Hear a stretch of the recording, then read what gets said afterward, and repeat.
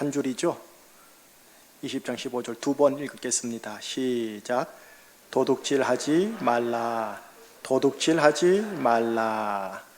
기도할게요. 하나님, 오후 예배 때 하나님을 찬양하고 마라나타 아멘 주 예수여 오시옵소서라고 고백을 하면서 구약의 하나님의 말씀 중에 10계명 제8계명을 함께 나누고자 합니다. 성령님의 조명하심이 있게 하여 주시옵소서. 예수 그리스도 이름으로 기도합니다. 아멘. 제가 미취학 아동 시절 때입니다. 아주 오래전이겠죠. 20원을 들고 구멍가게에 들어갔습니다. 과자를 20원어치를 샀습니다. 그런데 내 주머니에는 100원어치 물건이 있었습니다. 뭐겠습니까? 오병이옵니까?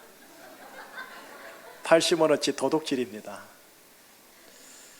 우선 처음에는 혼자서 겁나서 친구와 함께 의논을 하고 시작했습니다. 이거 한번 성공해 보니까 혼자 할 수 있겠더라고요. 혼자 해서 성공했습니다. 그래서 반복이 되더군요. 반복되다 보니까 이게 잘못이라는 것을 전혀 느끼지 못합니다. 그런데 꼬리가 길면 잡히는 법. 잡혔습니다. 머리카락 부여 잡혔습니다. 무릎을 꿇고 수저 한 뭉치를 1시간 동안 들고 있었는데 정말 그렇게 무거운 수저는 처음이었습니다. 네 엄마 데리고 오너라 말에 제가 풀렸는데, 그러나 그 이후 너무 무서워서 엄마에게 말도 못하고 그렇게 엄마를 데리고 가지도 못했습니다. 지금까지 저희 어머니는 이 사실을 모릅니다. 성년이 된 이후 마을을 찾아갔습니다. 마을이 다 바뀌어버렸습니다. 가게는 없었습니다. 용서를 빌 기회와 배상을 할 기회를 잃어버린 거죠. 다소 웃자고 하는 말이지만 어쨌거나 8계명을 어긴 행위입니다. 그죠? 초등학교 들어갔습니다. 주일학교 시절 이 계명을 제가 고신층에 있었거든요. 고신층은 10계명이 얼마나 강한지 모릅니다. 이 계명을 대할 때마다 엄청난 눌림이 저 초등학교 시절에 있었습니다. 지금도 이 계명을 대하면 이 기억이 떠오를 뿐입니다. 자, 그럼 이 이후로 저는 도둑질을 하질 않았을까요? 저희의 부정적인 예화는 더 이상 들 수가 없습니다. 들었다간 여러분들이 저를 도둑놈으로 볼 크고 작은 도둑질이 저희 성장 속에 있었습니다. 저는 그래서 이 8계명을 대할 때마다 제가 이 계명을 외면했습니다.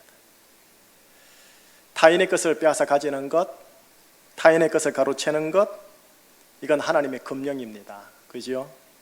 오늘 이 8계명을 오늘 함께 나누는 겁니다. 말씀 준비하면서 부담스러웠습니다. 두 가지를 나눌게요. 하나는 전 열방적으로 이 계명이 얼마나 깨지고 있는가를 나눌게요. 또 하나는 내 삶에서 이 계명이 쉽지 않다는 것을 나눌게요. 그리고 결론을 내릴게요. 첫 번째, 전 지구적, 전 열방적으로 이 8계명이 어떻게 깨지는가를 보십시다. 여기 도둑질하다라고 번역된 이 히브리어를 찾아보면 다른 데서는 엉뚱하게 번역이 되어 있습니다. 우선 본문을 자막을 한번 보세요. 출애굽기 21장 16절을 한번 보여줄 거예요. 자, 한번 같이 읽어봐요. 시작. 사람을 납치한 자가 그 사람을 팔았든지 자기 수하에 두었든지 그를 반드시 죽일지니. 그 문장에 도둑질하다라는 것과 비슷한 거 찾을 수 있겠어요? 예, 맞아요. 납치하다. 8계명과 같은 단어인데 번역을 저리 한 거예요. 사람을 도둑질한 자는 뭐 해라? 반드시 죽여라. 여러분, 도둑질, 적어도 사람 생명 도둑질은 사형입니다. 하나님의 말씀이 가면. 여러분, 사람을 납치하는 것을 오늘날 용어로 뭐라 하냐면 인신매매라고 합니다. 여러분, 인신매매는 크게 두 종류가 있대요. 형사법에 따르면 하나는 성매매, 하나는 노동착취.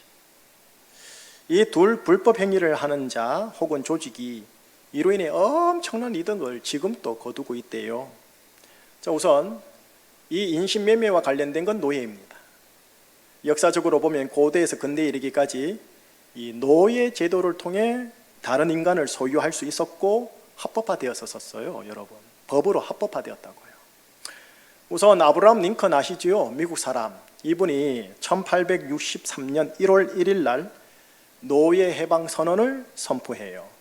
그래서 이 하나의 기독교 구약의 8계명을 미국이라는 국가에 헌법적으로 그리고 공권력을 가지고 공표하게 합니다.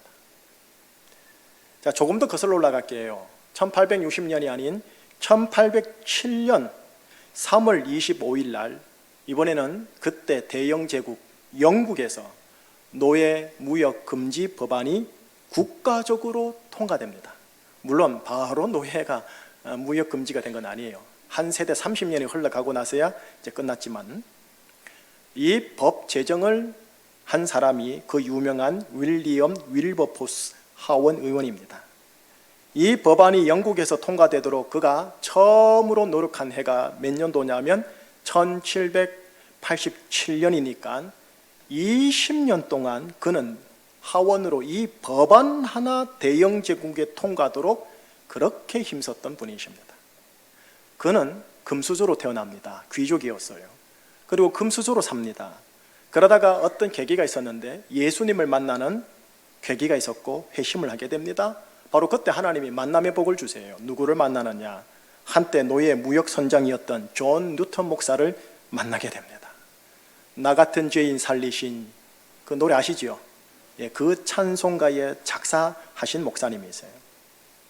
존 뉴턴 목사님을 통해 알게 된 게 있어요. 이 금수저가 하나님을 믿는 대영 제국이 노예 무역을 함으로써 하나님의 계명, 하나님의 말씀을 위배하고 있다는 것을 알게 되어진 거예요. 그리고 바로 이곳에서 그 만남 속에서 하나님의 콜링을 들었대요. 그래서 1787년 10월 28일 그의 나이 27세 때 이 금수저 국회의원의 일기장에 이렇게 기록이 되어 있습니다. 전능하신 하나님께서는 내 앞에 두 가지 목표를 두셨습니다. 하나는 노예 무역을 금지하는 것이고 또 다른 하나는 영국의 관습을 개혁하는 것입니다. 하고요. 여러분, 당시로 돌아가 볼게요. 대영 제국의 경제를 활성화하게 했던 무역이 무슨 무역이냐면 노예 무역업이었어요. 여러분, 네이버 포털 사이트에 들어가셔서요, 지식 백과사전에 윌리엄 윌버포스를 한번 탁 치고 엔터를 해보세요. 쫙 하고 전문 지식에 나와요. 그때 경제 분위기, 영국의 산업 분위기가 어떠한지를 설명해 놨는데 한 단락만 소개해 드릴게요. 1770년 통계에 따르면 아프리카에서 끌려와 유럽 식민지로 팔려가는 노예의 절반가량을 영국 노예선이 실어 날랐을 정도였다. 당시 영국의 주요 항구 도시들은 노예 무역으로 먹고 산다고 해도 지나치지 않았다. 연간 수천 명의 선원 일자리와 수백 척의 선박 건조와 유지, 수요를 창출함으로써 대영 제국의 경제에 중요한 비중을 차지했다. 노예 무역상과 농장주들은 벌어들인 돈으로 직접 하원 의원 자리를 얻거나 하원 의원을 매수하는 일이 다반사였기에 당시 영국에서 노예 무역을 폐지하자는 말은 오늘날 대한민국에서 현대자동차 산업과 삼성전자를 폐지하자는 말과 다름없을 정도로 어처구니 없는 일이었다. 여러분, 자본주의가요 대단히 반성경적인 게 많아요. 이거를 이제 학술적으로 너무 복잡하니까 얘기를 설교에서는 할 수는 없는 일이고요. 18세기, 19세기, 20세기요. 제국주의 시대라고 그래요. 미국, 영국, 러시아, 일본, 프랑스 등이 자신의 킹덤이죠. 자신의 왕국이죠. 자신의 제국을 확장해 나가는 데 있어서 수단과 방법을 가리지 않았어요. 특별히 이제 기독교 관련해서 얘기할게요. 하나님의 이름으로, 예수 그리스도의 이름으로 하나님께서 백인들을 흑인들보다 우월하게 태어나게 했다. 그래서 우리에게 사명은 백인이 흑인을 다스려야 한다. 이걸 거룩한 운명이라고 그랬어요. 이게 당연했고 목사들이 이걸 축복을 했고요. 이게 합법이었어요. 자, 이런 상황 속에서요, 누가 나왔느냐? 극소수인데 링컨이라는 사람이 나와요. 윌리엄 윌버포스라는 인물이 나와요. 이런 소수의 그리스도인들이 평생토록 힘쓴 게 뭐냐 하면 하나님의 말씀의 가치를 그 나라 안에서 지켜내고자 몸부림쳤다라는 거예요. 그들은 예수 믿는 또 다른 동질 그룹 기독교인들에게, 목사들에게 왕따 당하기 쉬웠거든요. 엄청 왕따를 당했거든. 왜냐하면 대영 제국과 미국의 경제를 활성화하는데 노예가 엄청나게 필요했거든. 이미 그것으로 돌아가고 있는 중이고요, 산업이요. 그걸 깨자고 하니 초상집을 만드는 일이지요. 예, 오늘 우리가 보는 이 8계명은요, 단순히 타인의 물질을 갈취 혹은 탈취하자라는 수준이 아닙니다. 한 나라의 노예 한 사람의 생명까지 생각하는 엄청난 말씀입니다. 사회 구조를 개혁하는 말씀이 이 말씀이에요, 여러분. 자, 이제 오늘날로 돌아와 볼게요. 2014년도 통계입니다. 2014년도 경통계에 의하면 2013년도 현대판 노예가 전 세계에 몇 만이냐 하면 2,900만 명입니다. 2014년도에는 3,500만 명으로 600만 명이 늘어났습니다. 이 중에 놀라운 거는 뭐 어떤 통계에 근거했는지 모르겠지만 한국에서의 노예 노동을 하는 자가 1만 명으로 추산이 나왔어요. 이들의 70%는 성매매 시장으로 들어갔고요, 이들의 20%는 아동 노동 시장에 있다고 합니다. 이 통계가 19세기 제국주의 시대보다도 훨씬 많은 노예랍니다. 이 지금 21세기가요. 이 바벨 문화, 바벨 도시를 보십시오. 예, 이게 지금 전 지구적으로 이 8계명이 엄청나게 어겨지고 있는 거예요. 하나님의 진노가 쌓이고 있는 거죠, 솔직하게. 자, 이제 이건 너무 거대한 것 같아요. 거시경제를 말하기는 우리는 뭐 조그만 이 땅에 사는데, 그죠? 이제 개인적으로 적용을 좀 해볼게요. 우리 개인에게 적용을 해볼게요. 도둑질 하지 말라라는 이 말씀은 도둑질을 한다라는 것을 전제한 말씀이지 않습니까? 도둑질하는 이 마음을 분석해 보면 돼요. 이게 심성 분석이라 하거든요. 이 도둑질하는 마음을 분석해 보면 뭐가 있느냐 하면 그 안에 소유의식이 있어요. 자본주의의 동력이 소유의식입니다. 아십니까? 소유의식 때문이에요. 소유의식은 어디서 나오느냐 하면 결핍 경험과 탐욕 본능에서 나와요. 정리할게요. 탐욕 본능은 우리 안에 다 있어요. 그런데 이게 살면서 결핍 경험을 하게 되어져요. 탐욕 본능과 결핍 경험이 내 속에서 뭘 강화시키냐면 소유의식을 강화시켜요. 내 거 취해야지, 이거 있지 않습니까? 지금 당장 필요한 것이든 아니든 일단 소유하고 있어야 한다는 거예요. 한 개가 아니라 두 개, 두 개가 아니라 5개, 어쨌든 많이 소유한다는 것이죠. 왜냐? 결핍이라는 두려움과 염려를 내가 가지면 안 되니까. 이 소유해야 한다라는 의식이 하나님의 말씀과 만나 통제되지 않으면 어떻게 되느냐 하면 순간적으로 충동적으로 두 가지 현상이 나타나는데 탐욕을 확 부리거나 도둑질하게 되더라. 특히 아무도 안 본다라는 환경이 주어지고 확신되어지면 이 소유의식 속에서의 도둑질의 충동은 강하게 발동합니다. 그러다가 CCTV로 들키면 엄청나게 부끄러워하고요. 자, 이것이 지금 제가 간단하게 말한 이것이 인간 안에 내 속에 일어나는 도둑질과 관련된 마음작용이에요. 그런데 이 마음작용은 인간이라면 누구에게나 있는 마음의 작용, 영어로 메커니즘이에요. 마음이 이렇게 돌아가요. 우선 우리가 함께 하나님의 아들들로서 기억할 게 있어요. 내 속에서 이런 메커니즘이 일어난다라는 것을 의식하는 게 중요해요. 나는 지금까지 한 번도 도둑질 안 해서 그런 거 없어, 그렇게 장담하지 마시라는 말이에요. 기회가 되고 환경이 되면 그래 된다라는 거고, 조건만 되면 이런 마음작용이 발동할 수 있다라는 것을 의식하는 게 예방이 아주 좋아요. 그리고 그렇게 의식을 해야 그 조건 속에 어쨌든 안 들어가려고 하고요, 그 조건 속에 들어가도록 빨리 나오려고 하고 웬만하면 멀게 하려고 조심하게 되어져요. 내 안에 있는 메커니즘을 너무 신뢰하지 마세요.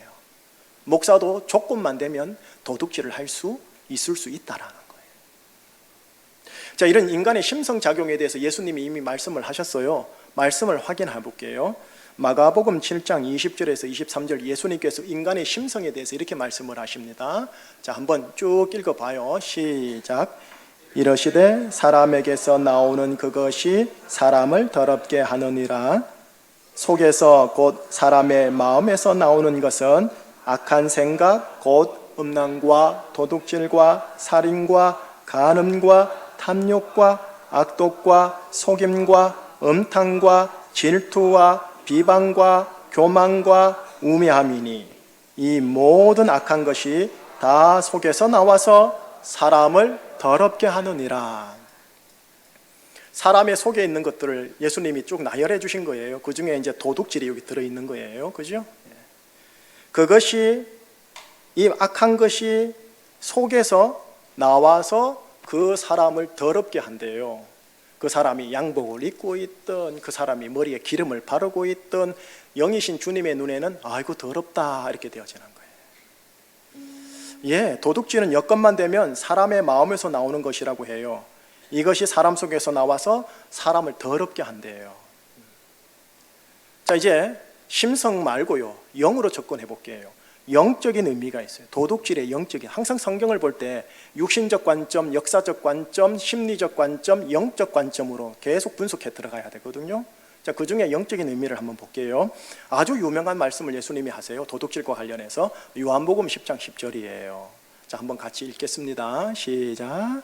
도둑이 오는 것은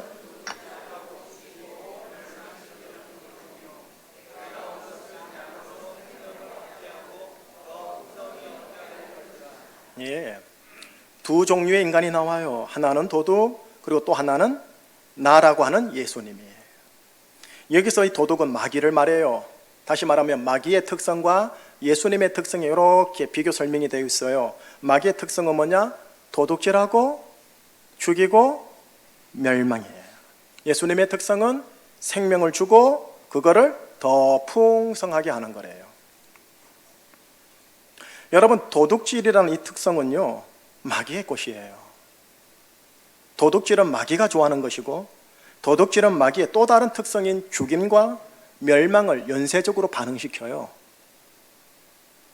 그러니까 윤리적인 성향을 뛰어넘는 거란 말이죠. 영적인 부분이라는 거예요, 도둑질이요. 자, 마귀의 특성 중에 하나도 도둑질, 인간의 심성에서 발동해서 작용하는 것 중에 하나도 도둑질. 그러면 좀 거칠지만 인간이나 마귀나 이게 한 통이란 거예요. 그죠? 근데 이것도 제 말이 아니에요. 예수님께서 여호와 하나님을 섬겼던 유대인들을 향해 이렇게 말씀을 하셨어요. 좀 과격하셔요. 한번 들어볼게요. 요한복음 8장 44절이에요. 자, 한번 같이요. 시작. 너희는 너희 아비 마귀에게서 났으니 너희 아비의 욕심대로 너희도 행하고자 하느니라. 그는 처음부터 살인한 자요, 진리가 그 속에 없으므로 진리에 서지 못하고 거짓을 말할 때마다 제 것으로 말하나니 이는 그가 거짓의 아비가 되었습니다. 44절 초반을 제가 줄을 꺼놨는데 혹시 나오지요? 너희는 어디에서 났다? 여러분, 이거 듣기 참 거북한 용어예요. 여러분, 유대인들아, 너희들의 아버지는 여호와 하나님이 아니니라 마귀니라. 내 아비의 욕심대로 너희도 지금 행하고 있지 않느냐 라고 하시는 거예요. 여러분, 이게 예수님이 하셨으니까 우린 그냥 생각 없이 듣고 있지만, 어느 누군가가 나한테 이 말 했다면 그 사람은 정말 뺨을 맞든가 미쳤거나 둘 중에 하나잖아요. 어떻게 네 아비가 마귀라고 얘기를 해줘요? 영이신 예수님은 좀 과격한 때가 살짝 있었는가 봐요. 그런데 제가 더 한 거는 뭐냐면, 예수님이 당신의 제자 중에 한 사람에게 더 과한 말씀을 하셔요. 이게 정말 저도 안타까워요. 예수님께서 가룟 유다를 향해 뭐라고 하셨는가 한번 봐요. 요한복음 6장 70절이네요. 한번 보여줄래요? 같이요. 예수께서 대답하시되 내가 너희 12를 택하지 아니하였느냐? 그러나 너희 중에 한 사람은 마귀니라. 여러분, 사람을 향해 당신은 마귀야, 이거는 진짜 그분을 향한 예의가 아니에요. 이렇게 말하면 안 돼요. 여러분, 이게 아가페 사랑이에요. 이게 어떻게 이럴 수 있어요? 그런데 예수님은 유다를 향해 이렇게 말을 했다라는 거예요. 너는 마귀다. 마귀와 제자 중에 하나인 유다를, 이거 하나님이, 예수님이 동급으로 보신 거예요. 이게요, 충격이면서도 아픈 이야기인 거예요. 여러분, 왜요? 왜 예수님이 가룟 유다를 마귀다라고 얘기했을까요? 이유가 있어요. 요한복음 12장 4절에서 6절을 보면 이 가룟 유다가 나와요. 한번 읽어볼까요? 요한복음 12장 보여주실래요? 예, 같이요. 제자 중 하나로서 예수를 잡아줄 가룟 유다가 말하되 이 향유를 어찌하여 300데나리온에 팔아 가난한 자들에게 주지 아니하였느냐 하니 이렇게 말함은 가난한 자들을 생각함이 아니요 그는 도둑이라 돈깨를 맞고 거기 넣는 것을 훔쳐가미러라. 안타깝죠. 돈깨를 맡았어요. 거기 넣은 것을 훔쳐가는 거예요. 여러분, 돈깨 앞에서 내 속에 있는 도둑질의 마음 작용이 발동하기 쉬워요. 그죠? 특히 아무나 보지 않는 환경, 아무도 알지 못하는 환경이면 이게 더 그래요. 도둑질하는 유다의 행실을 예수님께서는 모를 리가 없었죠. 언제부터 훔치기 시작했을까요? 아마 훔치기 시작했다면 계속 반복되지 않았을까요? 결국 이 가룟 유다의 도둑질이 예수님을 죽이게 되었고 본인 스스로도 멸망으로 가는 일로 치닫게 되어지잖아요. 마귀는 도둑질하고 죽이고 멸망하려 함이라는 말이 이 가룟 유다에게 그대로 적용이 되어져 버리는 거예요. 여러분, 서서히 마무리할게요.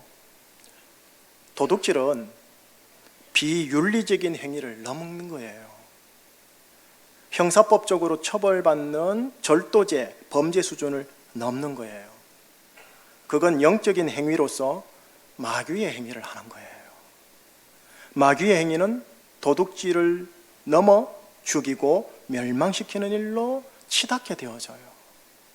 그러니 이거를 빨리 끊어야 되고 애초부터 가까이 가지 말아야 되어져요. 특별히 구약을 보시면 하나님의 것을 도둑질하는 것에 대해 매우 민감하게 기록이 되어 있어요. 하나님이 물질이 부족해서가 아니에요. 하나님은 영이시기 때문에 물질을 탐하거나 물질에 욕심 있는 분이 아니에요. 그러니 그분이 물질이 조금 들어온 데서 피해가 보실 분이 아니세요.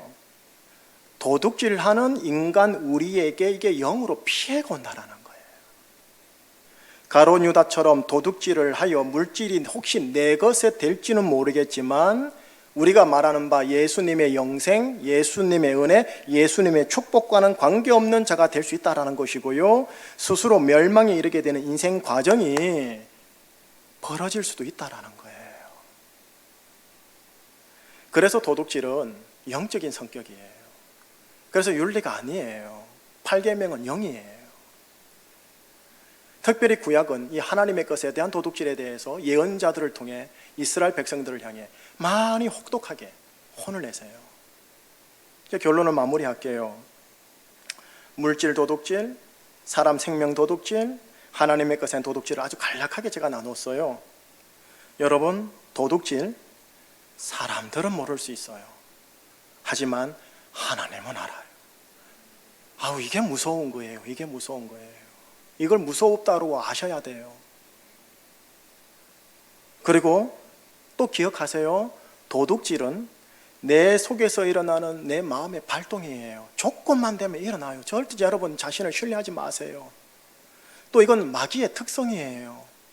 한 통인 거예요. 참 조심해야 돼요. 그러니 이 도둑질 8계명에 대해서 솔직하게 자유한 자가 거의 없어요. 저도 되게 부담스러운 계명이에요. 이건 모두 다 찔려요. 지구 전체적으로도 찔리는 거고요. 개인마다 다 찔려요. 모두가 8계명 앞에서 다 죄인인 거예요. 그러니 이 짧은 이 8계명이 이게 쉬운 게 아니에요. 쉬운 게 아니에요. 이게 대단히 영적으로 중요한 부분이라는 것을 오늘 확인해 드린 거예요. 여러분, 축복하고 싶습니다. 8계명에 어긋나는 일이 최대한 없는 인생 되시기를 예수 그리스도 이름으로 축복합니다. 기도하시겠습니다. 하나님, 뭐 도둑질 정도쯤이야 내가 평생 안 했지라고 할 수는 있겠지만 곰곰이 하나님의 보시기에는 안 그럴 수도 있다라는 말씀을 조심스럽게 나누었습니다. 도둑질이 윤리와 도덕을 뛰어넘어 영과 관련된 것인 것도 함께 나누었습니다. 오 하나님, 우리 제주충신교회 온 교우들의 인생 속에서 예수님의 생명으로 더 풍성해야지 도둑질하는 마귀의 도둑과 죽임과 멸망하고 엮이지 않도록 강권하여 붙들어 주시옵소서. 생명 주시는 예수 그리스도 이름으로 기도합니다. 아멘.